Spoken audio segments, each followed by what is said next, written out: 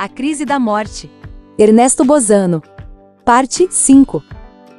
Levantei-me e olhei ao meu derredor. O panorama que se desdobrava aos meus olhos era de indescritível beleza e parecia prolongar-se ao infinito. Sobre ele um céu maravilhoso se estendia. A paisagem era plana e ondulada, muito semelhante, sob certos pontos de vista, às belezas rurais do meu querido país natal. Porém, o detalhe mais maravilhoso do panorama contemplado consistia nisto, que os objetos afastados não pareciam de modo algum diminuídos em suas proporções, por efeito da distância, como sucede no meio terrestre. A perspectiva se apresentava literalmente transformada. E não era tudo, pois que verifiquei então que percebia simultaneamente os objetos por todos os seus lados, e não unicamente do lado exposto ao meu olhar, como suceda no mundo dos vivos. Esta faculdade de visão amplificada e aperfeiçoada produz efeitos maravilhosos. Quando se observa a superfície exterior de um objeto qualquer, vê-se-lhe o interior, o contorno, e, através dele, o que lhe está além,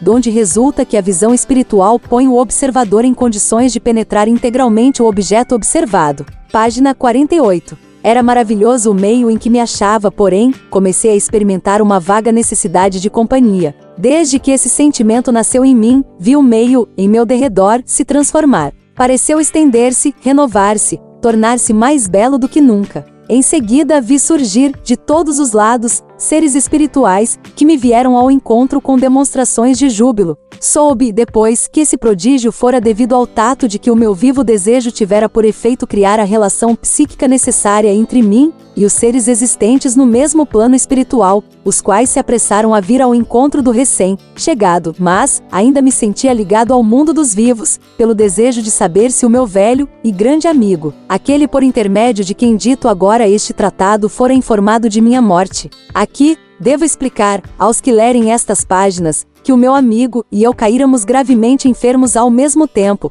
ficando sem notícias um do outro. Minha enfermidade acarretou o meu trespasse. O mesmo não se deu com o meu amigo. Ele sobreviveu, porém eu nada sabia a seu respeito. Enquanto pensava nisto, ouvi uma voz longínqua que soube em seguida ser a de Amicus, que assim me falou: pensa nele, concentra nele o teu pensamento, e o verás. Atendi imediatamente ao conselho recebido, com este resultado.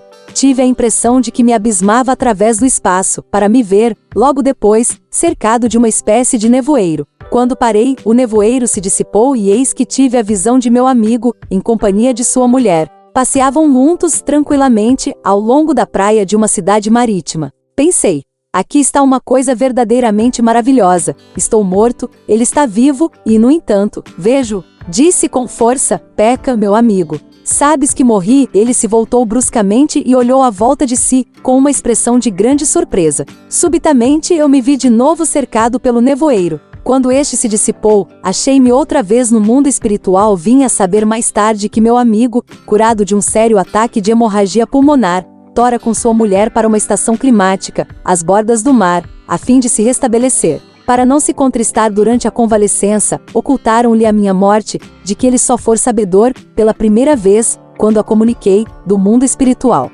Página 55. Tais são as passagens essenciais que julguei dever citar, relativas ao tema com que me ocupo nesta obra. Poderiam fazer-me notar que não me limito estritamente a referir episódios concernentes à crise da morte, que me estendo, muitas vezes, a citar outros, que dizem respeito à existência espiritual após o despertar do sono reparador, o que já é coisa diversa. Decidi-me a assim proceder por uma consideração de ordem geral. É que a tese que sustento implica a repetição inevitável de detalhes, que são sempre substancialmente os mesmos. Isto serve de modo eficaz para demonstrar que ela é bem fundada, mas, ao mesmo tempo, dá lugar a uma monotonia, que pode fatigar o leitor. Daí a necessidade de intercalar alguns outros episódios, que saem um pouco dos limites restritos do assunto de que se trata, conferindo a este a indispensável variedade episódica. Aliás, os episódios acrescentados são sempre teoricamente muito importantes, e podem considerar-se complementares da tese que desenvolvo,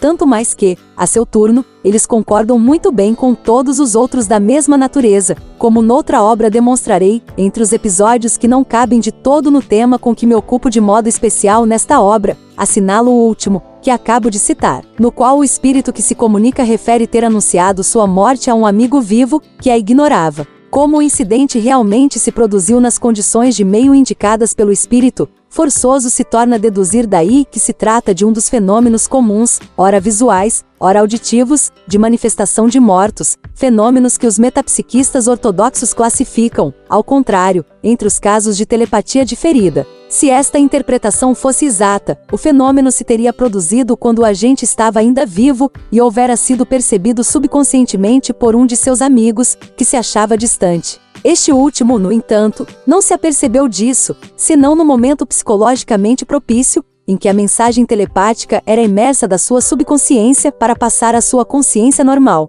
Tomou, assim, a dita mensagem, a aparência ilusória de uma manifestação telepática post-mortem, como se viu, no caso em questão, o espírito que se comunicava afirmou haver ele próprio transmitido a mensagem telepática post-mortem a seu amiga. O intervalo de muitos dias entre a morte do agente e o instante em que o percipiente sentiu o fenômeno da audição supranormal constitui uma circunstância confirmativa dos dizeres do espírito. Resta-nos assinalar um fenômeno curioso e interessante segundo o qual, no dizer do espírito, os objetos afastados não parecem diminuídos à percepção espiritual pela distância, do mesmo passo que todo objeto é simultaneamente percebido por todos os seus lados e no seu próprio interior, indo mesmo visão além do objeto.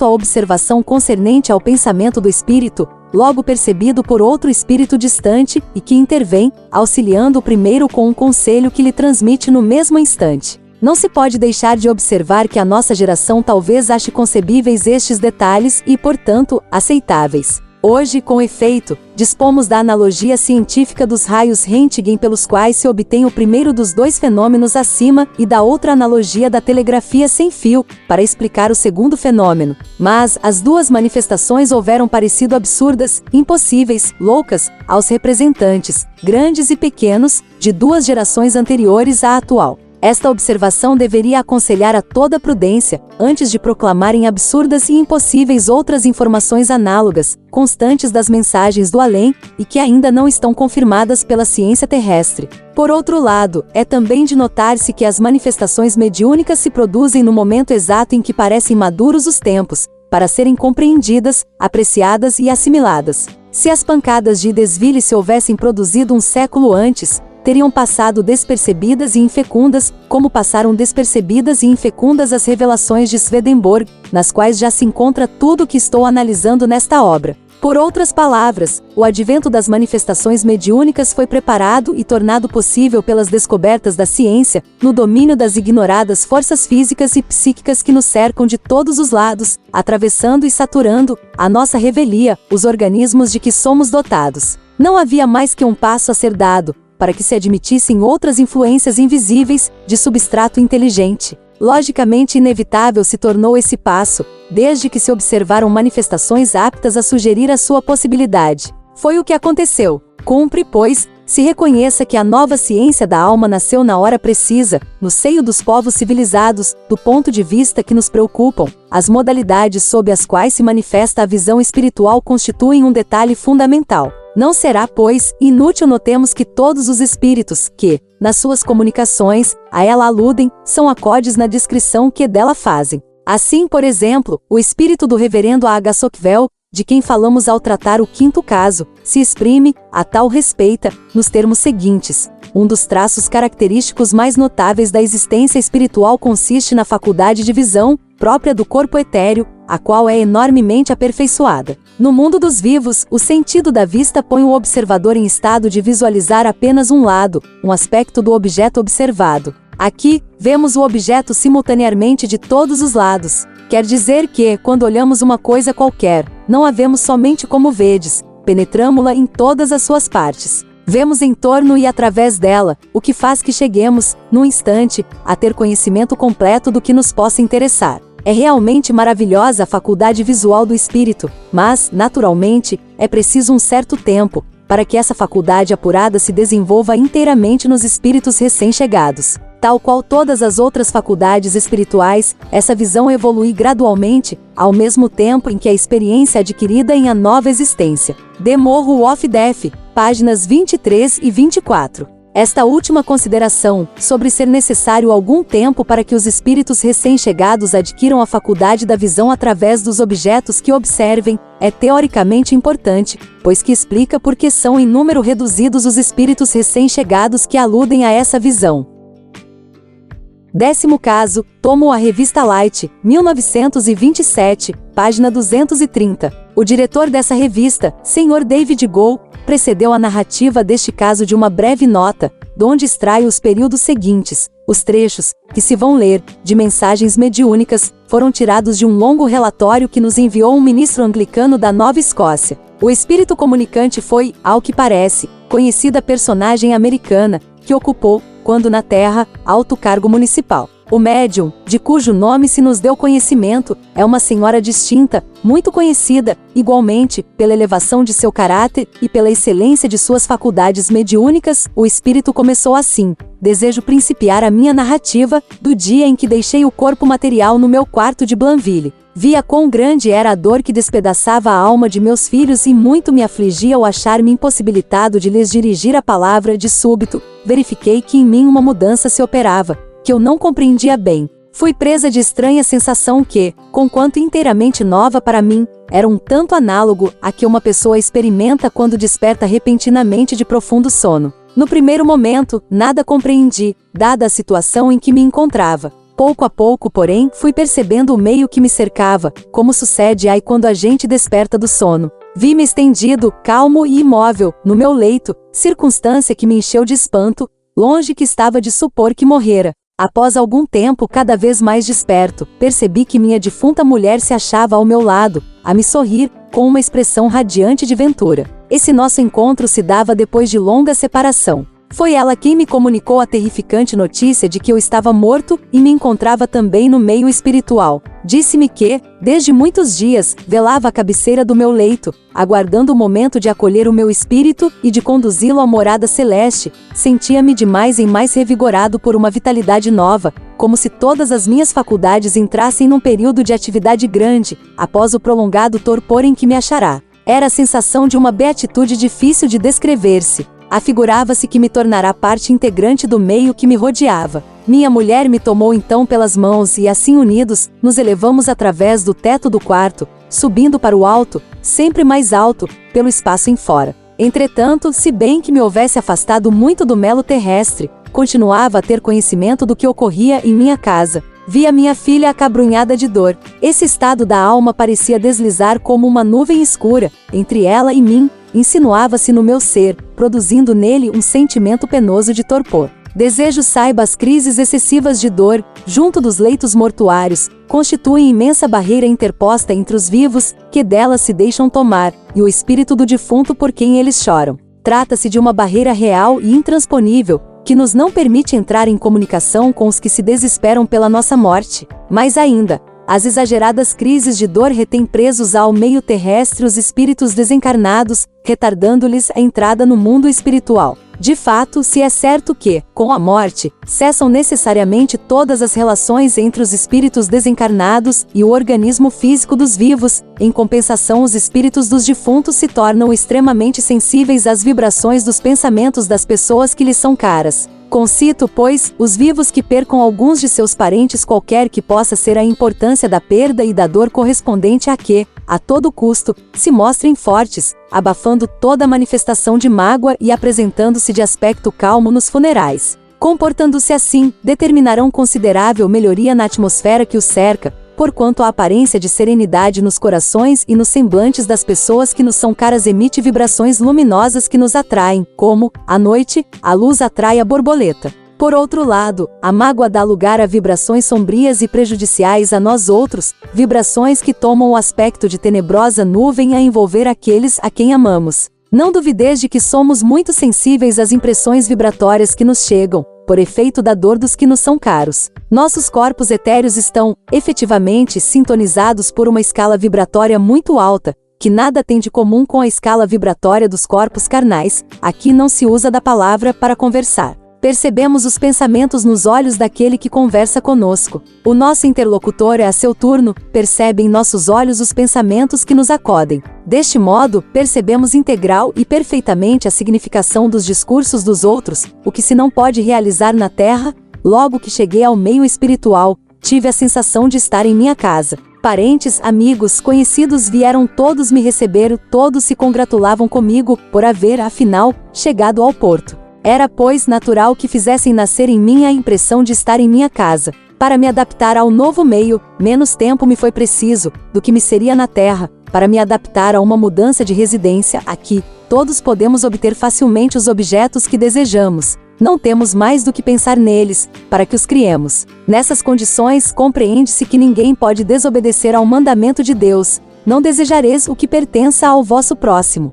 Nada aqui se compra com dinheiro, coisa alguma pode haver que tenha valor, senão para aquele que a criou, destinada a seu uso pessoal, por necessitar dela. Cada um se acha em condições de conseguir para si, se o quiser, tudo que seu vizinho possua. Bem entendido, falo apenas de objetos materiais de toda espécie. Digo materiais para me fazer compreendido, pois que semelhante qualificativo não se adapta às criações etéreas, como se vê, nestas passagens da narrativa que a Light publicou. Encontram-se as habituais concordâncias, a propósito de o defunto perceber o seu próprio cadáver no leito de morte, de não saber que morrera, de ver-se com a forma humana, de ser acolhido por sua mulher defunta e por grande número de outros espíritos, que ele conhecera e estimara quando vivo. Acrescenta que, no mundo espiritual, os espíritos conversam por meio da transmissão do pensamento, e que este é uma força criadora, a cujo favor cada um pode conseguir o de que precise. Falta, no entanto, qualquer alusão à frase do sono reparador,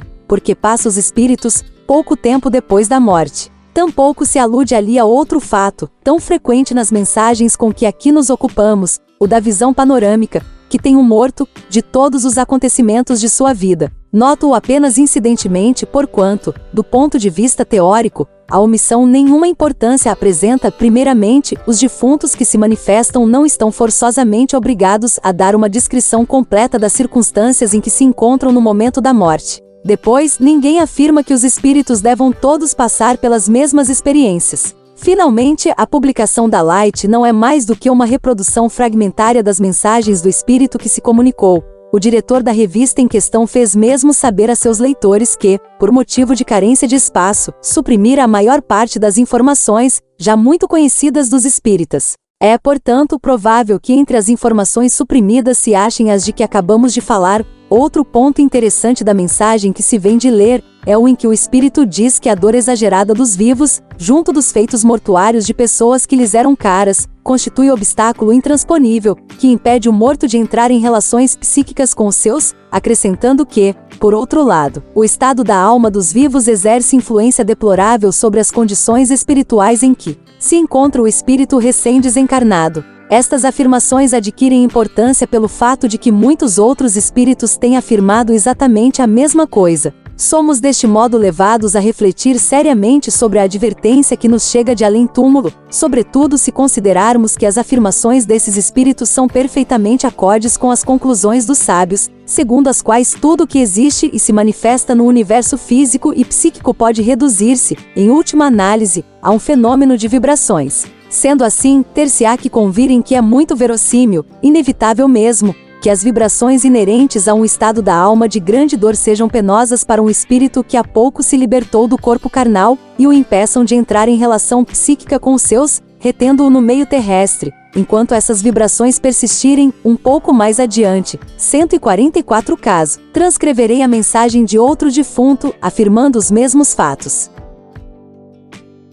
Um 10º caso, encontro-o num volume recentemente publicado na Inglaterra e intitulado From Fur Who Are Dead, de 4 que estão mortos. O que os 4 defuntos, a que alude esse título, dizem da existência espiritual concorda com o que têm dito todos os que os precederam, não obstante o sensitivo, por cujo intermédio esses espíritos se manifestaram, ignorar todo este gênero de literatura. O livro, aliás, é um resumo substancial das revelações fundamentais transmitidas por tantos outros acerca da existência espiritual. O médium que serviu para a transmissão da mensagem de que se trata é uma literata inglesa, conhecida e distinta, a senhora Dawson Scott, que jamais cuidara de pesquisas psíquicas. Eis o que a este propósito escreveu ela: minha atitude, relativamente às pesquisas psíquicas e ao psiquismo em geral, compreendidas, nesta última expressão, também as crenças religiosas. Era do mais claro agnosticismo, os conhecimentos humanos, a este respeito, me pareciam por demais rudimentares para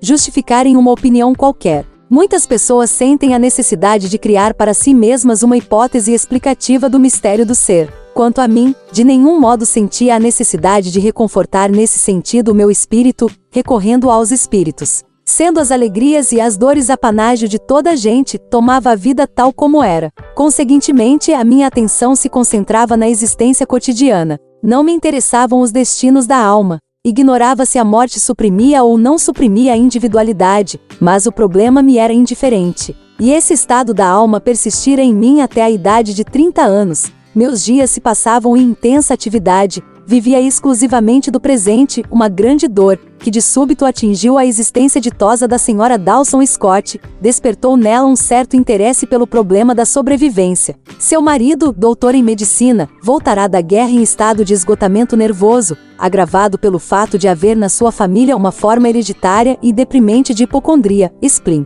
Daí resultou que um dia o Dr. Scott se suicidou, ingerindo uma dose de ácido prússico. Foi em consequência dessa grande dor que a senhora Dawson Scott começou a se interessar pelas experiências mediúnicas a que, na própria residência, se entregavam as irmãs Shafto, com as quais mantinha ela relações. Foi visitá-las e assistiu a uma pequena sessão tiptológica, no correr da qual teve a manifestação de seu defunto marido, que deu provas de identidade e lhe aconselhou ensaiar-se escrever mediunicamente. Em resumo, ela seguiu o conselho e conseguiu sem demora comunicar-se psicograficamente com o marido. O ponto essencial desta narrativa é que a senhora Dawson Scott começou a escrever mediunicamente quando ignorava tudo relativamente às doutrinas espíritas. Apesar disso, as mensagens mediúnicas por ela obtidas constituem uma síntese admirável do que afirmaram e constantemente afirmam tantas outras personalidades mediúnicas que se comunicam em todos os países. Note-se que já é o quarto caso com que nos ocupamos, em que os médios, por intermédio dos quais foram recebidas longas mensagens sistemáticas de revelações transcendentais, tudo ignoravam em matéria de doutrinas espíritas e de fenômenos metapsíquicos.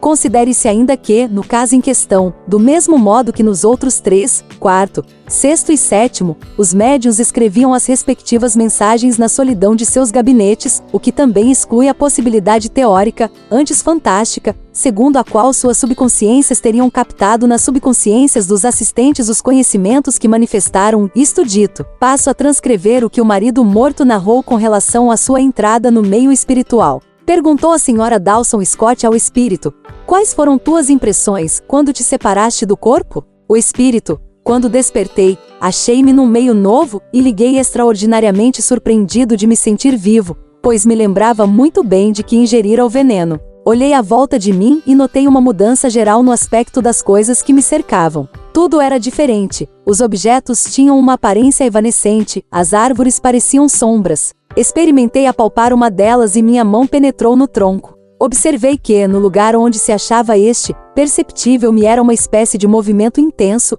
como se ali houvesse uma aglomeração de átomos infinitesimais, agitados por movimentos turbilhonantes. Senhora Dawson Scott: teu corpo permanecia estendido no mesmo lugar. O espírito: eu tinha disso uma ideia vaga, contudo, não liguei importância ao fato. Dirigi-me para o hospital, notando com surpresa que me transportava sem caminhar. Penetrando ali, notei que percebia bem as enfermeiras e os doentes, mas que todos me apareciam como sombras, ao passo que percebia no meio deles muitas pessoas de formas distintas, porém que me eram desconhecidas. Essas entidades se aperceberam de que eu as mirava com um olhar espantado e se apressaram a vir ter comigo, dirigindo-me a palavra e dando-me as boas-vindas com expressões afetuosas. Estive longo tempo sem me inteirar da realidade, que elas não falavam, que me transmitiam seus pensamentos. Depois de algum tempo, deixei o hospital e fui-me, a céu aberto, em companhia daquelas entidades, que me informaram de achar-me no meio espiritual. Tudo o que via ao meu derredor era extraordinariamente interessante, surpreendente, agradável.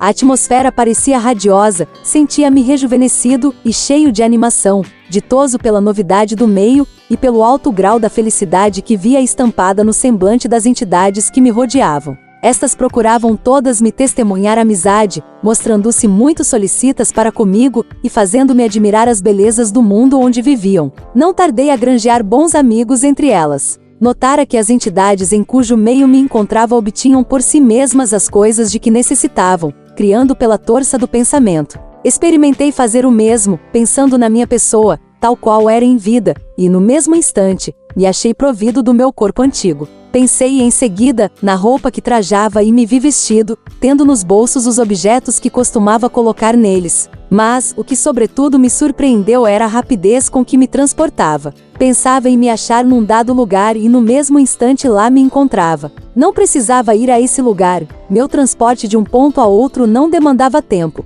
O tato se produzia incontinente, como no conto do tapete mágico. Páginas 68 a 72. Senhora Dawson Scott, mas que faziam essas entidades espirituais, o espírito? Trabalhavam na sua própria evolução. Eram todos espíritos de defuntos que para aqui tinham vindo muito degradados pelo meio terreno. Foram vivos que, tendo tido possibilidades intelectuais, não as puderam desenvolver no meio terrestre. Agora se auxiliavam mutuamente em preparar a evolução das possibilidades intelectuais que se encontravam latentes nelas. O meu desenvolvimento espiritual também tora grandemente retardado, por causa da hipocondria que me acabronhava. Ditoso, pois, me senti em cooperar com outros para a evolução comum. Que imensa alegria experimentamos, ao verificarmos que as nossas faculdades espirituais se reavivam, que certos dons espirituais, de que não tínhamos certeza, de que, durante a vida, apenas tínhamos vaga ideia, efetivamente existem e podem agora desenvolver-se e ser utilizados.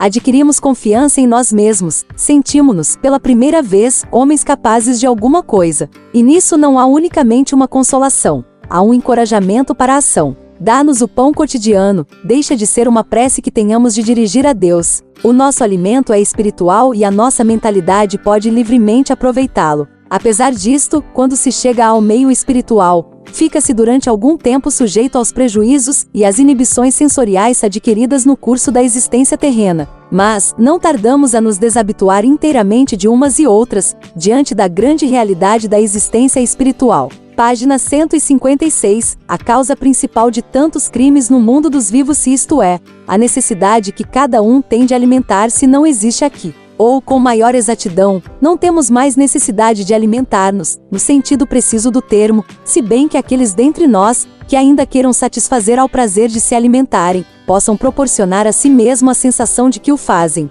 Páginas 73 e 74. Limito-me às citações que acabam de ser lidas, embora meus leitores se achem em condições de notar por si mesmos as constantes concordâncias habituais que existem entre cada episódio da obra da Sra. Dawson Scott e os episódios precedentemente referidos, não será inútil que alguns eu passe em rápida revista.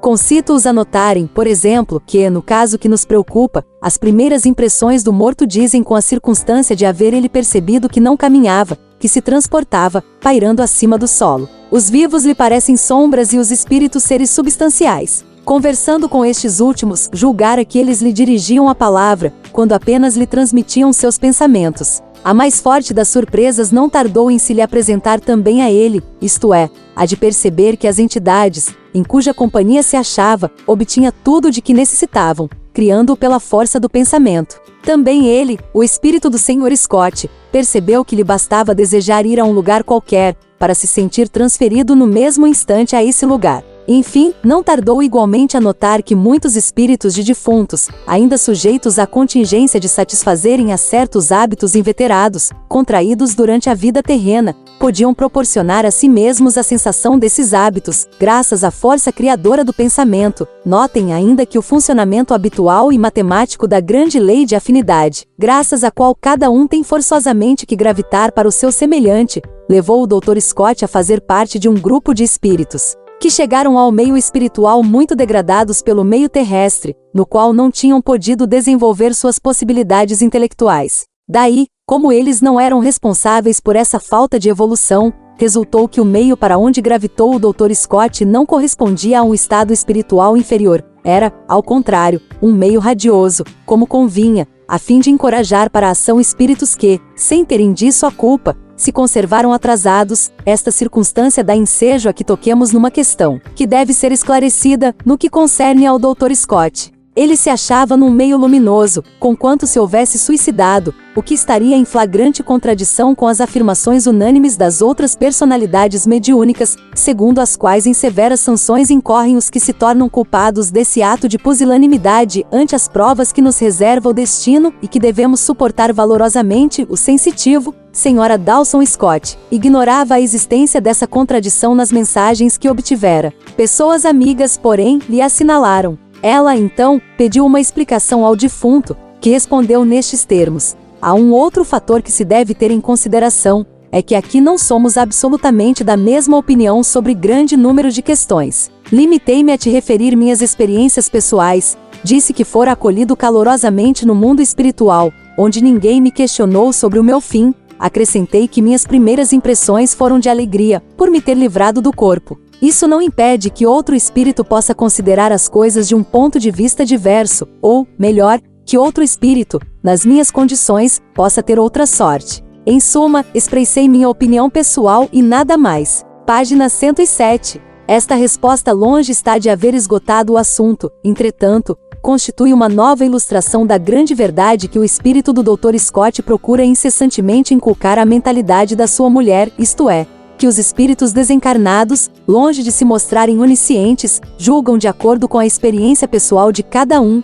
exatamente como ocorre no mundo dos vivos. Segue-se que as opiniões que eles emitem devem ser acolhidas com reserva, pois que não representam mais do que opiniões pessoais ou experiências pessoais daqueles que podem às vezes saber um pouco mais do que nós no tocante a certas questões, mas é tudo, ora, no caso com que nos ocupamos, vê-se que o espírita que se comunicava, descrevendo o meio radioso em que veio a achar-se, de modo algum declarou que a mesma ditosa sorte espera os outros espíritos de suicidas, nem, por conseguinte, que alguém está autorizado a matar-se, sem incorrer em graves responsabilidades na existência espiritual. Os fatos, na realidade, são muito outros, mas a verdade a esse respeito escapara da Dr. Scott, que não refletira sobre a circunstância de que, se ele se encontrou num meio de luz, não obstante o seu suicídio, foi por não lhe caber a responsabilidade da ação insensata que praticara, a qual, nele, resultou de uma enfermidade psíquica hereditária, conhecida em psiquiatria sob o nome de melancolia,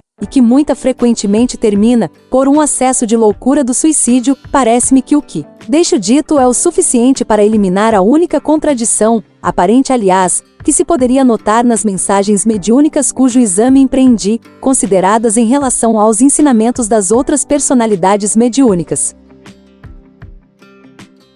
Do 10º caso, no episódio seguinte, não se nos deparam descrições de detalhes novos sobre a crise da morte, mas encontram-se anotações instrutivas sobre a natureza da personalidade integral inconsciente e sobre a dificuldade que um espírito experimenta para se comunicar com os vivos, pelos médiuns. Esta narrativa tiro-a de uma brochura intitulada Blaire's Letters, Communicated by James Blaire Williams to his mother. Cartas de Blaire, escritas por James Blaire Williams à sua mãe, a mãe do autor das cartas, morto aos 30 anos, em 1918, começa por dizer que, não podendo consolar-se da morte de seu único filho, desejou pôr-se mediunicamente em comunicação com ele. Para esse fim, aconselharam-lhe fosse a direção do British College of Psychical Science. Foi na sede dessa importante instituição que ela chegou a experimentar sucessivamente, com 4 dos melhores médios, obtendo por eles numerosas provas de identificação pessoal de seu filho, provas revestidas de alto valor cumulativo, porque provinham de 4 médios diversos, que a desconheciam completamente. Por um deles, uma senhora dotada de faculdade para a escrita mediúnica foi que recebeu do filho a série de mensagens que se contém na brochura com que nos ocupamos. Do que concerne ao tema que constitui objeto deste estudo, o defunto fala rapidamente, em 4 pontos diversos de suas mensagens. Fê-lo, a primeira vez na véspera do aniversário de sua morte, escrevendo: guardei profunda recordação do que experimentei nesse dia, véspera de minha morte. Sentia que me afundava lentamente e inexoravelmente no abismo.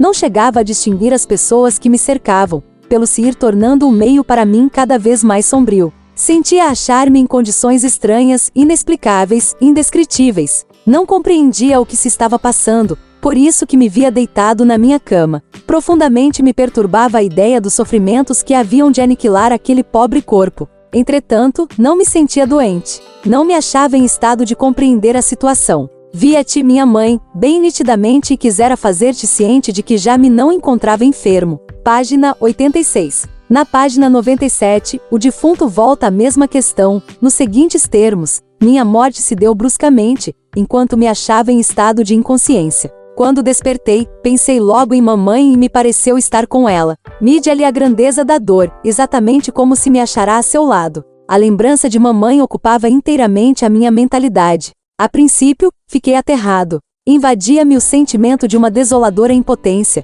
como se houvesse perdido todas as energias. Em compensação, era ditoso, por me haver tornado leve, mas, ao mesmo tempo, experimentava a impressão de alguma coisa imensa, incomensurável, que me circundava. Não chegava a discernir claramente o lugar onde me encontrava, era uma situação de enlouquecer. Assaltava-me por vezes a ideia de que ainda me achava doente e deitado na minha cama. Logo me invadia um sentimento de desolação impotente. Depois, sentia como que milhares de sons diferentes, a ressoarem em torno de mim, acabando por se fundirem num só vozerio. Em seguida, eram relâmpagos de ofuscante luminosidade. Entretanto, não conseguia ver os entes amados que deveriam rodear-me. Percebia que não estava só, muito ao contrário, parecia-me estar cercado de uma multidão de seres, que não chegava a divisar, sentia o ar saturado de elementos vitais, mas, pessoalmente, me sentia diminuído, e quase morto, do ponto de vista sensorial. Afigurava-se-me que esse estado durava, para mim, havia longo tempo, na realidade, deve ter sido de muito curta duração. Era, em todo caso, um estado bastante penoso. Apesar de tudo, reconheço agora que fui libertado do corpo com relativa facilidade, e penso que os que morrem de súbito devem sofrer mais do que eu. Como já disse, creio que o período de desorientação e de pena não foi para mim de longa duração. De todo modo, é certo que, enquanto está na segunda esfera, o espírito atravessa um período de inconsciência, seguido de outro período de semi-inconsciência, que não é a existência espiritual e em que ele ignora esta existência. Enquanto permaneci nesse estado, não consegui entrar em comunicação com minha mãe, sentia-me como que a tatear nas trevas, procurando-a, sem jamais ter a certeza de estar perto dela. Minha passagem para a terceira esfera ocasionou uma súbita e maravilhosa mudança. Sentia-me inteiramente desperto, exuberante de vitalidade, consciente de me encontrar no mundo espiritual. Achei então natural que viesse ao meu encontro meu pai, por quem fui imediatamente inteirado do que me sucedera. Lembro-me da viva impressão que experimentei ao dar com ele, tão transformado no seu aspecto. Acolheu-me como um irmão, como um amigo querido. Falamos longamente de ti, mamãe. Disse-lhe ser minha intenção ir visitar-te, custasse o que custasse. Ele me respondeu ter ouvido dizer que a coisa era possível. Se bem nunca houvesse tentado, procurei informar-me a esse respeito, depois do que tratei de penetrar no meio terrestre. Asseguro-te, mamãe, que as primeiras tentativas exigem grandíssimo esforço. Somos obrigados a restringir de novo a nossa mentalidade, pondo-a dentro de limites tão apertados que nos ferem. Ou, com mais precisão, eles não nos terem, porém é extremamente difícil fazê-lo. Ainda agora, quando me comunico contigo, sinto-me nas condições de um vivente mergulhado na água. Na página 105, o defunto retoma o tema da crise da morte, dizendo: esta noite, quero tentar fazer-te compreender o que significa o achar-se agente de súbito sem corpo. Minha primeira impressão foi a consciência de ter simultaneamente presentes à memória uma imensidade de lembranças e de coisas diferentes.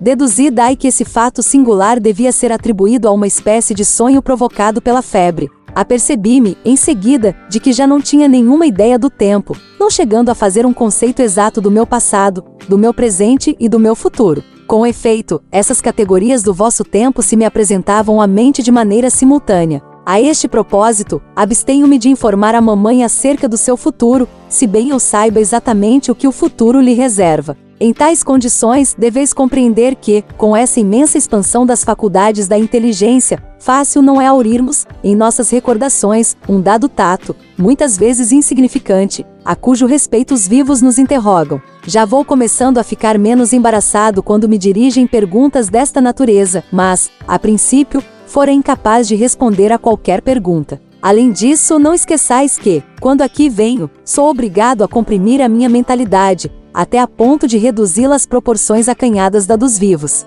Segue-se que, Quando me interrogam sobre o meu passado, não consigo esclarecer-me senão retomando, por instantes, as minhas condições espirituais de expansão intelectual, para, em seguida, comprimir de novo a minha mentalidade, até reduzi-la às proporções humanas e achar-me assim na condição de ter que empregar inauditos esforços para me lembrar da resposta que formulei no estado de livre expansão espiritual, e que logo esqueci, ou quase, no estado de mentalidade reduzida para as necessidades do momento. Procurei conhecer qual era o estado de meu espírito, quando me achava aprisionado e diminuído no corpo. Eis aqui, verifiquei que o corpo se pode comparar a uma roupa muito apertada, de que o espírito se reveste. Trata-se, porém, de uma roupa que não contém mais do que uma seção especial do espírito, porquanto a parte, que é de muito a mais importante da nossa personalidade espiritual, se conserva em estado latente, quase inconsciente, nas profundezas da subconsciência. Mas, quando o espírito se desembaraça do corpo, as coisas mudam de aspecto,